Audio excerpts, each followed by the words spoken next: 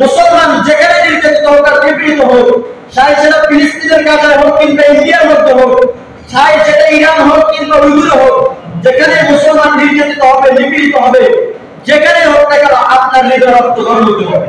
আপনার হৃদয় কি হতে হবে? যদি আপনার হৃদয় রক্তগরম হয় তাহলে মনে করতে পারবেন যে আপনি একজন ইমানদার। কি আপনি একজন ইমানদার? যদি মনে করেন ভাই ফিলিস্তিনের কাজে আজকে মানুষ হত্যা হচ্ছে, হোক আমার সমস্যা কি? আপনি যদি মনে করেন আজকে ইন্ডিয়ার মধ্যে মুসলমানদেরকে হত্যা করা হচ্ছে, শহীদ করা হচ্ছে, আমার কি, আমি তো নিরাপদে রয়েছি, এমনটা যদি আপনি ভেবে থাকেন তাহলে আপনি মনে রাখবেন আপনি এখনো পরিপূর্ণ মুমিন হতে পারবেন। ফিলিস্তিনের কাজে আজকে একটি মসজিদ অক্ষত নেই, ভেঙে মাটির সাথে ধনুষা তুলে দিয়েছে। আজকে আমি আপনি সশরীরে মসজিদে এসে নামাজ পড়ার সুযোগ হইতেছে, আজকে সশরীরে মসজিদে আসার মতো তৌফিক হয়েছে, কিন্তু ফিলিস্তিনের গাজায় যদি লক্ষ্য করে দেখি তাহলে কোনো মানুষ আজকে সশরীরে মসজিদে এসে উপস্থিত হতে পারে না। কারণ কি?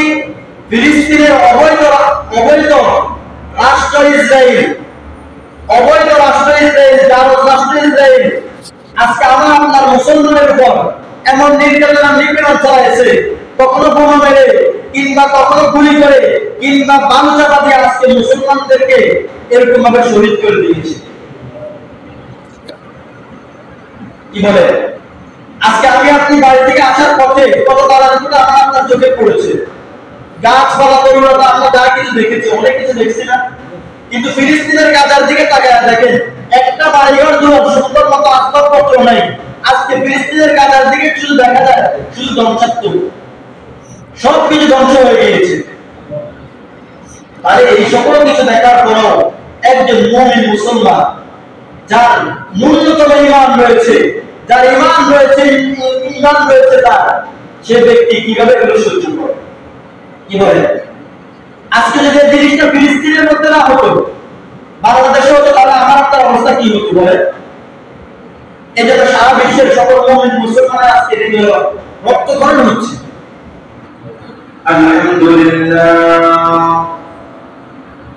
আলহামদুলিল্লাহ নাহমাদুহু ওয়া নাস্তাঈনুহু ওয়া নাস্তাগফিরুহ ওয়া নাউযু বিল্লাহি মিন শুরুরি আনফুসিনা মান ইয়াহদিহিল্লাহু ফালা মুদিল্লা লাহু ওয়া মান ইউদ্লিলহু ফালা হাদিয়া লাহু ওয়া নাশহাদু আন লা ইলাহা ইল্লাল্লাহু ওয়াহদাহু লা শারীকা লাহু ونشهد أن محمدا عبده ورسوله أما بعد فأعوذ بالله من الشيطان الرجيم بسم الله الرحمن الرحيم سبحان الذي أسرى بعبده ليلا من المسجد الحرام إلى المسجد الأقصى الذي باركنا حوله لنريه من آياتنا إنه سميع بصير وقال تعالى إن الدين عند الله الإسلام وقال تعالى يا أيها الذين آمنوا أنفسكم وأهليكم نارا قال النبي صلى الله عليه وسلم لا تشد الرحال إلا إلى ثلاثة مساجد المسجد الحرام ومسجد رسول الله صلى الله عليه وسلم ومسجد الأقصى وقال النبي صلى الله عليه وسلم لا يؤمن أحدكم حتى أكون أحب إليه من والده وولده والناس أجمعين وقال النبي صلى الله عليه وسلم لا يؤمن أحدكم حتى أكون أحب لأخيه ما يحب لنفسه وقال النبي صلى الله عليه وسلم المؤمنون كرجل واحد إن اشتكى عينه اشتكى كله إن اشتكى رأسه اشتكى كله दिल की सूरज रुक रही है हम लोगों के सामने, दिन के सूरज डूब रही है हम लोगों के सामने, रोज महशर का जब दो मुस्तफा की सामने। कौन मुख्तार खुदा तुमको बनाया, कौन मुख्तार खुदा तुमको बनाया, उम्मत की निगहबान खुदा तुमको बनाया, उम्मत की निगहबान खुदा तुमको बनाया। क्यों मर्द मुसलमान हो तो मर्द मुसलमान, एक हाथ में तलवार हो एक हाथ में कुरान। हम नारा तकबीर से दुनिया को हिला दे, हम नारा तकबीर से दुनिया को हिला दे, मिल्लत की हिफाजत के लिए जान लड़ा दे, मिल्लत की हिफाजत के लिए जान लड़ा दे।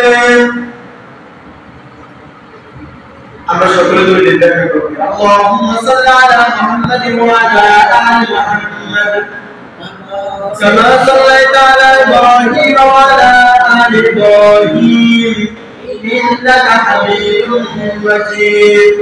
আল্লাহুম্মা বারিক আলা মুহাম্মাদিন ওয়া আলা আলি মুহাম্মাদ কামা বারাকতা আলা ইব্রাহিম ওয়া আলা আলি ইব্রাহিম إنك حميد مجيد। আল্লাহ পাকের লাখো কোটি শুকর সুজুদ যে মহান রব্বুল ইজ্জত আমাদেরকে মায়া করে মহব্বত করে দুনিয়ার কাজকর্ম থেকে বিরত রেখে আল্লাহর ঘর মসজিদে সকলের আগে আগে আসার মতো তৌফিক দান করেছেন। তার সাথে সাথে কিছু কথা বলার এবং শোনার মতো তৌফিক দান করেছেন। এজন্য আমরা অন্তরস্থল থেকে কালিমাতুশ শুকর আদায় করি আলহামদুলিল্লাহ। আলহামদুলিল্লাহ। আল্লাহ পাক রব্বুল আলামিন কোরআনে কারীমের মধ্যে ইরশাদ করে বলেন, লাইন শাকারতুম লাযীদান্নাকুম। আমার কোন বান্দা যদি আমার নিয়ামত পেয়ে নিয়ামতের শুকরিয়া আদায় করে তো আমি ওই বান্দার নিয়ামতকে বাড়াই দিই। সুবহানাল্লাহ। আল্লাহ কি বলেছেন, লাইন শাকারতুম, তুমি আমার নিয়ামত পেয়ে নিয়ামতের শুকরিয়া আদায় করো, লাযীদান্নাকুম, ও বান্দা আমি তোমার নিয়ামতকে বাড়াই দিব। কে বাড়াই দিবে? আমাদেরকে মসজিদে আসার তৌফিক কে দিয়েছে? বলেন না, কে দিয়েছে? আল্লাহ তাআলা আমাদেরকে তৌফিক দিয়েছেন, আমরা আসতে পারিনি। কে নিয়ে এসেছেন আমাদেরকে? আল্লাহ তাআলা নিয়ে এসেছেন। এজন্য এই যে আমাদের শুকরিয়া আদায় করা দরকার নাকি বলেন? আমাদের মতো কত মানুষ আজকে হাসপাতালে বেডে বসে আছে, আমাদের মতো কত মানুষ এত হতভাগা রাস্তা রাস্তা হাঁটতেছে, কিন্তু মসজিদে আসার মতো তৌফিক হয় না। আল্লাহ তাআলা আমাকে আপনাকে পছন্দ করেছেন, তার প্রিয় বান্দাদের অন্তর্ভুক্ত করেছেন, এই কারণে আমরা আগে ভাগে মসজিদে আসতে পেরেছি। এটা বড় একটা নিয়ামত। কি বলেন? আলহামদুলিল্লাহ। তো আল্লাহ রাব্বুল আলামিন পরবর্তীতে বলেন, ওয়ালা ইন কাফারতুম, আর আমার কোন বান্দা যদি আমার নিয়ামত পেয়ে নিয়ামতের শুকরিয়া আদায় না করে, ইন্না আযাবি লাশাদীদ, আল্লাহ রাব্বুল আলামিন বলেন আমার আযাব বড় কঠিন। আমার আযাব কি? বড় কঠিন। একটা উদাহরণ দিলে সুন্দর করে বুঝবেন। আমাদের কোন সন্তান যদি অপরাধ করে তো মাতা পিতা যখন লাঠি নেয়, কি নেয়? লাঠি নেয়, তখন সন্তান দৌড়ে পালায় যায়, দৌড়ে চলে যায় মাতা পিতার দিকে। কি বলে? তো মাতা পিতা যখন দৌড়তে তাকে না পারে তখন ওই সন্তানকে বলে, তুই আজকে আসিস, তোদের খবর আছে। কিন্তু বলে যে আজকে আসিস, দেখুন তোকে খানা খেয়ে যায়। কি বলে? বলে না? আল্লাহ তাআলা ঠিক এভাবে বলে, বান্দা আমি নিয়ামত দিয়েছি, আমার নিয়ামতের শুকরিয়া যদি আদায় না করো, ইন্না আযাবি লাশাদীদ, মনে রাখো আমার আযাব বড় কঠিন। আমার আযাব বড় কি? কঠিন। এজন্য যে হালতে থাকি সর্ব অবস্থা আমরা নিয়ামতের শুকরিয়া আদায় করতে হবে। কার? আল্লাহ। বলেন না, নিয়ামতের শুকরিয়া আদায় করতে হবে কার? আল্লাহ। আল্লাহ রাব্বুল আলামিন আমাদেরকে শক্তি দিয়েছেন, কথা বলার মতো শক্তি দিয়েছেন, চোখে দেখার মতো শক্তি দিয়েছেন, পায়ে হাঁটার মতো শক্তি দিয়েছেন, হাতে কাজ করার মতো শক্তি দিয়েছেন, আর জিহ্বায় স্বাদ আস্বাদন করার মতো শক্তি দিয়েছেন। তো সেই আল্লাহ তাআলার নিয়ামতের শুকরিয়া আদায় করা দরকার না? কি বলে? এইজন্য আল্লাহ রাব্বুল আলামিন সর্ব অবস্থায় তার নিয়ামতের শুকরিয়া আদায় করার মতো আমাদেরকে তৌফিক দান করুন। সকলে বলে আমিন। আজকে আমরা এমন একটি সময় অতিবাহিত করছি, এই সময় সারা বিশ্বের সকল মুমিন মুসলমান হৃদয় রক্তকরণ হচ্ছে। আজকে আমরা মসজিদে এসেছি নামাজ পড়ার জন্য, আজকে মসজিদটি অক্ষত রয়েছে। আমরা যদি আরেকটু লক্ষ্য করে দেখি, ফিলিস্তিনের গাজায় আজকে একটি মসজিদ অক্ষত নেই, ভেঙে মাটির সাথে ধূলিসাৎ করে দিয়েছে। আজকে আমি আপনি সশরীরে মসজিদে এসে নামাজ পড়ার সুযোগ হইতেছে, আজকে সশরীরে মসজিদে আসার মতো তৌফিক হয়েছে, কিন্তু ফিলিস্তিনের গাজায় যদি লক্ষ্য করে দেখি, তাহলে কোনো মানুষ আজকে সশরীরে মসজিদে এসে উপস্থিত হতে পারে না। কারণ কি? ফিলিস্তিনের অবৈধ রাষ্ট্র ইসরায়েল, অবৈধ রাষ্ট্র ইসরায়েল, জারজ রাষ্ট্র ইসরায়েল আজকে আমার আপনার মুসলমানের উপর এমন নির্যাতন নিপীড়ন চালাইছে, কখনো বোমা মেরে, কিংবা কখনো গুলি করে, কিংবা বালু চাপা দিয়ে আজকে মুসলমানদেরকে এরকম ভাবে শহীদ করে দিয়েছে। কি বলে? আজকে আমি আপনি বাড়ি থেকে আসার পথে কত তাড়াতাড়ি আমার আপনার চোখে পড়েছে, গাছপালা তরুণতা আমরা যা কিছু দেখেছি, অনেক কিছু দেখছি না? কিন্তু ফিলিস্তিনের গাজার দিকে তাকায় দেখেন, একটা বাড়িঘর দুয়ার সুন্দর মতো আসবাবপত্র নাই। আজকে ফিলিস্তিনের গাজার দিকে শুধু দেখা যায় শুধু ধ্বংসাত্মক, সবকিছু ধ্বংস হয়ে গিয়েছে। তাহলে এই সকল কিছু দেখার পরও একজন মুমিন মুসলমান, যার ন্যূনতম ঈমান রয়েছে, যার ঈমান রয়েছে, তার সে ব্যক্তি কিভাবে এগুলো সহ্য করে? কি বলে? আজকে যদি জিনিসটা ফিলিস্তিনের মধ্যে না হতো, বাংলাদেশে হতো, তাহলে আমার আপনার অবস্থা কি হতো বলে? এই জন্য সারা বিশ্বের সকল মুমিন মুসলমানের আজকে রক্তক্ষরণ হচ্ছে। এই জন্য আল্লাহ রাসূল সাল্লাল্লাহু আলাইহি ওয়াসাল্লাম হাদিস শরীফের মধ্যে বলেন, আল মুমিনুনা কারাজুলিন ওয়াহিদিন। আল্লাহ রাসূল সাল্লাল্লাহু আলাইহি ওয়াসাল্লাম বলেন যে সারা পৃথিবীর সকল মুমিন মুসলমান হলো একটি দেহের মতো। কিসের মতো? বলেন না, কিসের মতো? একটি দেহের মতো। আল্লাহ রাসূল সাল্লাল্লাহু আলাইহি ওয়াসাল্লাম বলেন, ইনিস্তাকা আইনুহু ইস্তাকা কুলুহু। যখন কোনো বান্দা চোখে ব্যথা হয়, তখন তার পুরো শরীর ব্যথায় ব্যথিত হয়ে যায়। আল্লাহ রাসূল সাল্লাল্লাহু আলাইহি ওয়াসাল্লাম পরবর্তীতে বলেন, ইনিস্তাকা রাসূহু ইস্তাকা কুলুহু। যখন কোনো বান্দার মাথা ব্যথা হয়, তখন তার পুরো শরীর ব্যথা ব্যথিত হয়ে যায়। ঠিক মুসলমান যেখানে নির্যাতিত হোক আর নিপীড়িত হোক, চাই সেটা ফিলিস্তিনের গাজায় হোক কিংবা ইন্ডিয়ার মধ্যে হোক, চাই সেটা ইরান হোক কিংবা উইগুরে হোক, যেখানে মুসলমান নির্যাতিত হবে, নিপীড়িত হবে, যেখানে হোক না কেন, আপনার হৃদয় রক্তক্ষরণ হতে হবে। আপনার হৃদয় কি হতে হবে? যদি আপনার হৃদয় রক্তক্ষরণ হয়, তাহলে মনে করতে পারবেন যে আপনি একজন ঈমানদার। কি? আপনি একজন ঈমানদার। যদি মনে করেন ভাই ফিলিস্তিনের গাজায় আজকে মানুষ হত্যা হচ্ছে, হোক আমার সমস্যা কি? আপনি যদি মনে করেন আজকে ইন্ডিয়ার মধ্যে মুসলমানদেরকে হত্যা করা হচ্ছে, শহীদ করা হচ্ছে, আমার কি, আমি তো নিরাপদে রয়েছি, এমনটা যদি আপনি ভেবে থাকেন, তাহলে আপনি মনে রাখবেন আপনি এখনো পরিপূর্ণ মুমিন হতে পারেন নাই। কি হতে পারি না আমরা? মুমিন হতে পারি নাই। কেন? আল্লাহ রাসূল সাল্লাল্লাহু আলাইহি ওয়াসাল্লাম বলেছেন, পুরো বিশ্বের সকল মুমিন একটি দেহের মতো। কয়টি দেহের মতো? আপনার দেহে যেরকম চোখে ব্যথা হলে আপনার পুরো শরীর ব্যথায় ব্যথিত হয়ে যায়, ঠিক উইগুরের মধ্যে, ফিলিস্তিনের মধ্যে, গাজার মধ্যে আপনার একজন মুসলমান ভাই নির্যাতিত হবে, আর আপনার কষ্ট লাগবে না, তাহলে আপনি এখনো মুমিন হতে পারেন না। এখনো কি হতে পারে নাই? যদি আপনি মুমিন হতেন, তাহলে ওই গাজার মুসলমানের নির্যাতন দেখে আপনার শরীর ব্যথায় ব্যথিত হয়ে যেত। আজকে ইন্ডিয়ার মধ্যে মুসলমান নিপীড়িত হচ্ছে, সেটা দেখে আপনার হৃদয় রক্তক্ষরণ হওয়া দরকার ছিল। কি বলেন? আমি আপনি আজকে কত সুখে রয়েছি। আপনি একটু ফিলিস্তিনের গাজার দিকে লক্ষ্য করে দেখেন, ফিলিস্তিনের গাজার দিকে লক্ষ্য করে দেখেন, একটা সন্তানের সামনে যখন তার মাতা পিতাকে হত্যা করে দেওয়া হয়, তখন ওই সন্তানের অবস্থাটা কি হবে? আপনার আর আমার সামনে যদি আমার সন্তানদেরকে কেউ হত্যা করে ফেলে, গুলি করে মেরে ফেলে, কিংবা বোমা মেরে ফেলে, তখন আমার আপনার অবস্থাটা কি হবে? একটু চিন্তা করেন, একটু গভীরভাবে চিন্তা করুন। হ্যাঁ, ফিলিস্তিনের ওই শিশুদের কি অপরাধ ছিল? হ্যাঁ, 10-12 বছর 9 বছর যে বাচ্চা আজকে ভূমিষ্ঠ হয়েছে, সে বাচ্চার আজকে নিরাপদ নাই।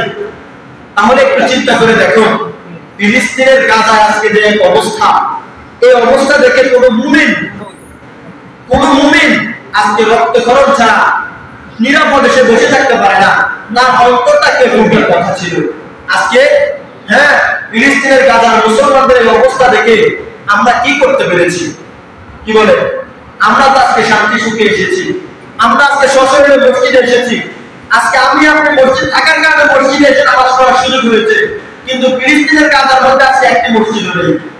ফিলিস্তিনের গাজায় আজকে জুমার নামাজ পড়ার মতো আজকে লোক নেই, কারণ সকল লোককে শহীদ করে দেওয়া হয়েছে।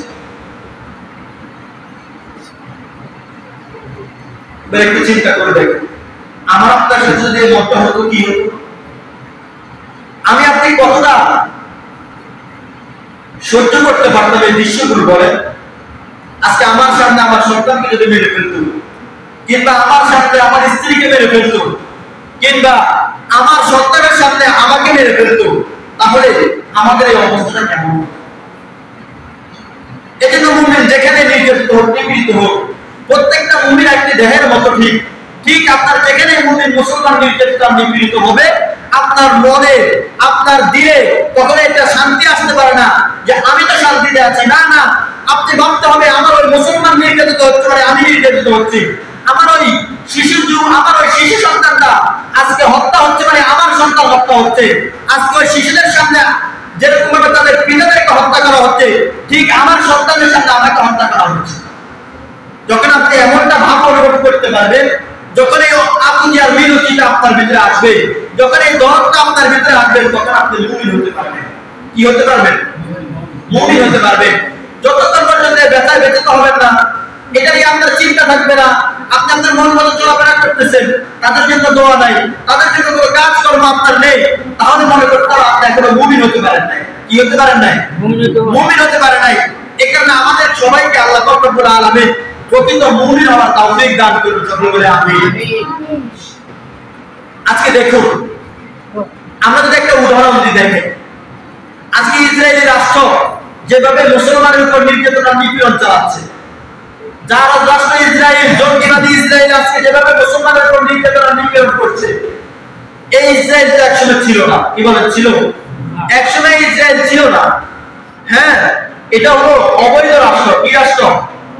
অবৈধ রাষ্ট্র। আরেকটু শুদ্ধ ভাষায় বললে এটা হলো জারজ রাষ্ট্র। কি রাষ্ট্র? আমাদের দেশের মধ্যে যদি কোনো জারজ সন্তান হয়, এই সন্তান কোনো সম্পদের মালিক হয়? কথা বলে বুঝেন না আপনারা? আমার দেশের মধ্যে কোনো অবৈধ সন্তান হলো, একটা অবৈধ সন্তান আছে আমার দেশে, এই অবৈধ সন্তান কি কোনো সম্পদের মালিক হয়? আপনার আমার সম্পদের সে মালিক হতে পারবে না। কেন হতে পারবে না? কারণ সে জারজ, সে অবৈধ, সে আমার সম্পদের কোনো হকদার নয়। ঠিক এই পৃথিবীতে ফিলিস্তিনের গাজায় যেভাবে জারজ রাষ্ট্র ইসরায়েল মুসলমানের উপর আক্রমণ করছে, তাদের কোনো অধিকার নাই যে মুসলমানের সম্পদ তারা কেড়ে নেওয়া। কি করে নেওয়া? কেড়ে নেওয়া। আমরা যদি আরেকটু স্পষ্ট ভাষায় বলি, ফিলিস্তিনের গাজার যে সম্পদ, ফিলিস্তিনের যে মাটি, এই মাটি আমাদের মাটি। কার মাটি? আমাদের মাটি। আল্লাহ পাক রব্বুল আলামিন কোরআনে কারীমের মধ্যে বলে, ইরশাদ করে বলেন, ইন্নী জাইলুন ফিল আরদি খলিফা, আমি আমার বান্দাদেরকে, মুমিন বান্দাদেরকে, আমি আমার বান্দাদেরকে এই পৃথিবীর প্রতিনিধি হিসেবে প্রেরণ করেছি। কি হিসেবে প্রেরণ করেছি? প্রতিনিধি হিসেবে। প্রতিনিধি কাকে বলে? আপনি আপনার যে সম্পদ রয়েছে সেই সম্পদের প্রতিনিধি আপনি, তথা মালিক আপনি। আপনার সম্পদের মালিক নয়। আমরা মুসলমান ইমানদার, আমরা পুরো বিশ্বের যত জায়গা আছে সকল জায়গার মালিক আমাদেরকে কে করে দিয়েছে? আল্লাহ। বলেন না, কে করে দিয়েছে? আল্লাহ। তাহলে ফিলিস্তিনের মাটি কার? আমাদের। আমাদের কার? আল্লাহ কাকে মালিক করে দিয়েছে? আমাদেরকে। ফিলিস্তিনের মাটি কার? গাজার মাটি কার? ইন্ডিয়ার মাটিটা কার? আল্লাহ পাক রব্বুল আলামিন আমাদেরকে সম্পদগুলোর মালিক করে দিয়েছে। অতএব যারা রাষ্ট্র যদি বারবার মুসলমানের উপর আক্রমণ করে, সে যেমনি ভাবে কোন জারজ অবৈধ সন্তান যদি আমার সাথে টক্কর লাগায়, আমার সম্পদের মালিক হতে পারবে না। ঠিক ইসরায়েলের হানাদার জঙ্গি গোষ্ঠীরা যদি মুসলমানের উপর যত আক্রমণ করুক, তারপর তারা আমাদের সম্পদের মালিক হতে পারবে না। কি হতে পারবে না? আমাদের সম্পদের মালিক হতে পারবে না। এখন আসুন, আমাদের সম্পদ আমরা রক্ষা করবো কিভাবে? আমাদের সম্পদ আমরা রক্ষা করবো কিভাবে? আল্লাহ রাসূল সাল্লাল্লাহু আলাইহি সাল্লাম বলেছেন যে আমার একটা উম্মত সবসময় হকের ঝান্ডা নিয়ে প্রবাহিত হতে থাকবে, সারা বিশ্বে তারা কালিমার পতাকা উড্ডীন করবে। যখন আপনি দেখবেন সারা বিশ্বে কালিমার পতাকা উড্ডীন হয়েছে, তখন মনে করতে পারবেন আপনি সকল অবৈধ সন্তানগুলোকে, অবৈধ রাষ্ট্রগুলোকে পিঠে পাঠিয়ে আপনি আপনার সম্পদের এখন পরিপূর্ণ মালিক হয়েছে। কি হয়েছে? মালিক হয়েছি। এখন আমার সম্পদের জন্য আমি কি করতে হবে? লড়াই করতে হবে। কি করতে হবে? কোন সন্তান, কোন অবৈধ সন্তান যদি আপনার সম্পদের সাথে সম্পদে হাত দিতে আসে, আপনি কি তাকে সম্পদ দিয়ে দিবেন? সে যতই শক্তিশালী হোক না কেন, তার হাত যতই মজবুত হোক না কেন, আপনি যতই দুর্বল হন না কেন, তারপরে আপনি আপনার সম্পদের, যেমন সম্পদের মালিক অবৈধ কোনো সন্তানকে করে দিবেন না, ঠিক আপনি সারা জীবন তার পিছনে লড়াই করে থাকবেন। ঠিক আমাদের তো সারা জীবনের জন্য হলেও এই ফিলিস্তিনের আকসাকে, এই ফিলিস্তিনের গাজাকে কিংবা ভারতের পুরোটা আধিপত্য আমাদের আসার জন্য আমাদেরকে লড়াই করতে হবে। কি করতে হবে? লড়াই করতে হবে। আমাদের জীবন চলে যাবে ঠিক, কিন্তু আমাদের জীবন চলে যাওয়ার পর আমাদের সন্তানরা আসি ওই লড়াই করে তাদের সম্পদ তারা বুঝে নেবে। তাদের সম্পদ কি করে নেবে? বুঝে নেবে। তাহলে আমাদের করণীয় কি? আমরা আমাদের সর্বোচ্চ শক্তি দিয়ে আমরা ওই জারজ রাষ্ট্র, অবৈধ রাষ্ট্রের সাথে আমরা লড়াই করেই যাব। যখন আমরা লড়াই করে ব্যর্থ হয়ে যাব, ঠিক আমাদের পরবর্তীতে আমাদের প্রজন্মরা আসবে, তারা লড়াই করতে থাকবে। আমাদের প্রজন্ম যখন চলে যাবে, তারপরেও আমাদের সম্পদ আমাদের কাছে না ফিরে আসে, তখন তাদের প্রজন্ম এসে হলেও আমাদের এই রাষ্ট্রগুলোকে, আমাদের এই জমিনগুলোকে আমাদের মাঝে আবার ফিরে নিয়ে আসবে। আমাদের মাঝে কি নিয়ে আসবে? বিদায় নিয়ে আসবে। এই কারণে প্রত্যেকটা মুসলমানের এই অঙ্গীকার প্রতিজ্ঞা করতে হবে, যতকাল পর্যন্ত আমি জীবিত রয়েছি, যতকাল পর্যন্ত আমি জীবিত থাকবো, আমার কোন সম্পদের মালিক আমি অবৈধ কোন রাষ্ট্রকে আমি করে দেব না। আমাদের কোন সম্পদের মালিক কোন অবৈধ রাষ্ট্রকে আমরা করে দেব না। কোন জারজ রাষ্ট্র ইসরায়েলকে আমরা মালিক বানায় দেব না, মালিক বানায় দেব না। এটা আমাদের সম্পদ। এটা কার সম্পদ? আমাদের সম্পদ। আপনারা দেখতেও পারেন, একটা বাবা তার সন্তানকে কোন নিয়ে বলে যে আমি আমার এই সন্তানকে নিয়ে বাংলাদেশে একটা ঘটনা বলছি। তিনি বলেন আমার এই সন্তানকে নিয়ে আমি আজকে বাইরে হয়েছি, আমি চাই আমার এই সন্তানকে ফিলিস্তিনে পাঠায়া দিই, ফিলিস্তিনের গাজায় পাঠায়া দিই। যখন আমার এই সন্তান, যখন ফিলিস্তিনের মধ্যে জারজ রাষ্ট্র, অবৈধ রাষ্ট্র ইসরায়েল যখন গুলি করবে কিংবা বোমা মারবে, তখন আমি আমার এই সন্তানটাকে গুলির সামনে কিংবা বোমার সামনে পাঠিয়ে দিব। কি করে দিব? ডাল স্বরূপ দিয়ে দিব, যাতে করে আমার এই সন্তানের জান চলে গেলেও যেন আমার এই সম্পদের কোনো ক্ষতি না হয়। আমার এই সন্তান শহীদ হয়ে যাবে, আমি শহীদের বাবা হয়ে যাব। আমি শহীদের কি হয়ে যাব? বাবা হয়ে যাব। একজন মায়ের আত্মা যে আমি আর ঘরে বসে থাকতে পারলাম না, ফিলিস্তিনের ছোট ছোট শিশু বাচ্চাদের এমন করুণ দৃশ্য দেখে আমি ঘরে বসে থাকতে পারলাম না, এই কারণে আমি আজকে বিক্ষোভ মিছিলে অংশগ্রহণ করেছি। একটা করুণ মায়ের দৃশ্যের কাহিনী, মায়ের দৃশ্যের কাহিনী। এরপরে একটা হিন্দুর কাহিনী আসুক। একটা হিন্দু বলে আমি যখন দেখেছি ইসরায়েলি হানাদাররা মুসলমানদের উপর এই পরিমাণ আক্রমণ করছে, তখন আমার কষ্টে আমি খুবই ব্যথিত হচ্ছি, আমার মনটা ফেটে যাচ্ছে। আমি চিন্তা করলাম যে হায় হায়, এই অবস্থাতে যে আজকে আমার হতো। তাহলে একটু চিন্তা করে দেখুন, একজন হিন্দুর যদি এই পরিমাণ কষ্ট হয়ে থাকে, তাহলে আমার আপনার কি পরিমাণ কষ্ট হওয়ার কথা ছিল? আজকে একটা হিন্দু এই পরিমাণ কষ্ট করছে, এই পরিমাণ কষ্ট ব্যথা ব্যথিত হচ্ছে, আর আমি আপনি মুসলমান হয়ে তাদের খোঁজ খবর নেই, তাদের কোনো খোঁজ খবর নাই। যারা আজকে আমাদের টাকা খেয়ে আজকে আমাদের সন্তানদের উপর বুলট চাচ্ছে, তারপর আমাদের কোনো খবর নেই। আমাদের কি নেই? খবর নাই। এই কারণে আমাদেরকে সোচ্চার হতে হবে। আমরা যেভাবে পারি সেভাবে তাদের বিরুদ্ধে আচরণ করতে হবে। কি করতে হবে? আচরণ করতে হবে। এখন আমরা বিরুদ্ধে আচরণ করবো কিভাবে? যদি কারো সামর্থ্য থাকে, শক্তি সামর্থ্য থাকে, তাহলে সে জিহাদে চলে যাবে। আর যাদের শক্তি সামর্থ্য নেই, ইসরায়েলের যে বুলেট বানায়, এগুলো আমাদের সম্পদ দিয়ে বানায়। কাদের সম্পদ দিয়ে? আমরা আজকে বাজারের মধ্যে যদি লক্ষ্য করে দেখি, আমরা যে খাবারের পানি খাই, সেই পানিগুলো আজকে ইসরায়েলের। আজকে আমরা যে Pepsi, Coca-Cola, Sprite, seven up এগুলো খাই, এগুলো ইসরায়েলের। আমরা আজকে সকালে ঘুম থেকে উঠে যখন ব্রাশ করি, টুথপেস্ট, পেস্টুডেন্ট, এগুলো ইসরায়েলের। আমি আপনি আজকে গোসল করার জন্য যে লাক্স সাবান ব্যবহার করি, ডেটল সাবান ব্যবহার করি, এগুলো আমি আপনি যে আজকে জামা কাপড় ধৌত করি, যে রিন পাউডার, হুল পাউডার, এগুলো ইসরায়েলের। এবার একটু চিন্তা করে দেখেন, যে ইসরায়েলের সম্পদ আমার ঘরে ঘরে আছে, আমি ইসরায়েলের প্রোডাক্ট গুলো কেনার কারণে আমার টাকা সে লাভবান হয়ে সে গুলি বানায়, বোমা বানায়, ওই গুলি বানায় আর বোমা বানায় আপনার আমার সম্পদের টাকা দিয়ে আমার আপনার সন্তানদেরকে বানায়। আমার আপনার কি করে? সন্তানদেরকে মারে, তাহলে আমাদের কি করণীয় উচিত বলেন? এই সমস্ত জিনিস আমাদের কি কিনা দরকার? ইসরায়েলি কোন পণ্য আমরা কিনবো, কি বলেন? বুঝেন না আমার ব্যাপার, আমি কত বুঝতে পারিনি মনে হয়। ইসরায়েলি কোন পণ্য আমরা কি ক্রয় করবো? আমরা ক্রয় করবো না বয়কট করবো? যে দোকানে ইসরায়েলি পণ্য থাকবে প্রয়োজনে এই দোকানে আমরা যাবোই না, কি বলেন? এর প্রতিজ্ঞা করতে পারা যায় না? আপনি মনে করেন হুল পাউডার, এরপরে রিন পাউডার, টুথপেস্ট, সেফচুরেন্ট, পেপসি কোলা, স্প্রাইট, সেভেন আপ, এগুলো ছাড়া কি আর বাংলাদেশে কোনো পণ্য নাই? এর থেকে ভালো কোনো পণ্য কি নাই? বুঝেন নাই? তো টাকা ওই পণ্যগুলো প্রয়োগ করে এগুলো কিনবো কেন? আমার টাকা দিয়ে আমার মুসলমান ভাই বোনদেরকে কেন হত্যা করা হবে? এখন তো বোঝা যায় আমি আপনি যখন এই পণ্যটা কিনতেছি, তখন বোঝা যায় যে আমি আমার সন্তানদেরকে মারছি, আমি আমার মুসলমানদেরকে মারছি। কি এমনটা বোঝা যায় না? আমরা অঙ্গীকার প্রতিজ্ঞ হয়ে যায় যে আমরা যতকাল বাঁচবো ইনশাআল্লাহ, যতদিন বাঁচবো ইনশাআল্লাহ, আমি কোকা-কোলা খাবো না, আমি একজন পেপসি খাবো না, আমি একজন সেভেন আপ খাবো না, টুথপেস্ট ব্যবহার করবো না, পেপসিডেন্ট ব্যবহার করবো না, ডেটল ব্যবহার করবো না, লাক্স ব্যবহার করবো না, যত তাদের পণ্য রয়েছে কোনটা আমরা ক্রয় করবো না। আমি একজন যদি এই অঙ্গীকার প্রতিজ্ঞা করতে পারি, 10 জন যদি প্রতিজ্ঞা করে, 10 জনের টাকা তাদের কাছে যাবে না, কি বলেন? আমি যদি না কিনি তাহলে আমার টাকা কি তাদের কাছে যাবে? আপনি যদি না কিনেন আপনার টাকা কি তাদের কাছে যাবে? যাবে না। এখানে আমাদের সর্বপ্রথম কাজ হলো তাদের পণ্যগুলোকে আমরা পণ্যগুলোকে দেখে প্রয়োজনে ফেসবুক থেকে বাড়ি করে দেবো, গুগল থেকে বাড়ি করে দেবো। আপনি না জানলে আপনার এক ভাইকে বলেন, ভাই আমাকে একটা কাগজ বাড়ি করে দাও, কোন পণ্যগুলো আমি দেখে পণ্যগুলো খাবো না, এই পণ্যগুলো ক্রয় করবো না। তাহলে আপনি তখন বুঝে যাবেন যে আপনি একজন মুমিন, আপনি একজন কি মুমিন। কারণ রাসূল সাল্লাল্লাহু আলাইহি ওয়াসাল্লাম বলেছেন, প্রতিটি মুমিন একটি দেহের মতো। আপনার ফিলিস্তিনের গাজা আপনার মুসলমান সন্তানগুলোকে মারা হচ্ছে, আর আপনার রক্তে, আপনার হৃদয় রক্তকরণ হচ্ছে না, আপনি এখন মুমিন হতে পারেন।